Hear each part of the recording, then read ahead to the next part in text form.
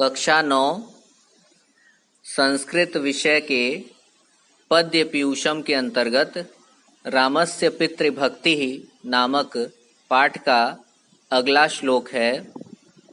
यदि सत्यप्रतिज्ञं त्वं पितरं कर्तुमिच्छसि आत्मानं च नरश्रेष्ठ मम वाक्यमिदं शृणु। शब्दार्थ है यदि अगर सत्य प्रतिज्ञा करने वाले यानी मिथ्या प्रतिज्ञा न करने वाले, प्रतिज्ञा को न तोड़ने वाले, सच्ची प्रतिज्ञा करने वाले, तुम राम के लिए कहा गया है, पितरम पिता को, महाराज दशरथ को, कर्तुम करना, इच्छसि चाहते हो, आत्मानम स्वयं को, च और नरश्रेष्ठ नराणाम श्रेष्ठ इति नरश्रेष्ठ संबोधन का प्रयोग किया गया है। नरश्रेष्ठ अर्थात मनुष्यों में श्रेष्ठ, यह संबोधन श्री राम के लिए है। मम मेरी, वाक्यम वाक्य को, इदम इस, शृणु सुनो।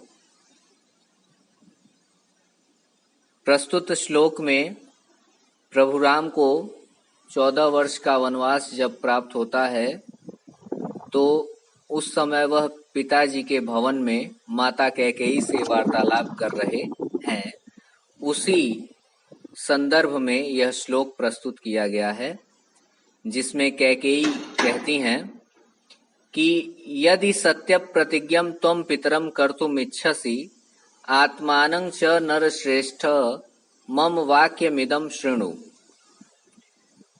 नरश्रेष्ठ, हे मनुष्यों में श्रेष्ठ राम, यदि तुम पितरम अपने पिता को, आत्मानं च और स्वयं को, सत्य प्रतिज्ञम कर्तुम इच्छसि सत्य प्रतिज्ञा वाला सिद्ध करना चाहते हो, यानी तुम स्वयं को और पिताजी को सच्चा संकल्प लेने वाला, सच्ची प्रतिज्ञा करने वाला, कर्तुम इच्छसि सिद्ध करना चाहते हो, तदा शब्द का अन्वय स्वयं करना पड़ेगा।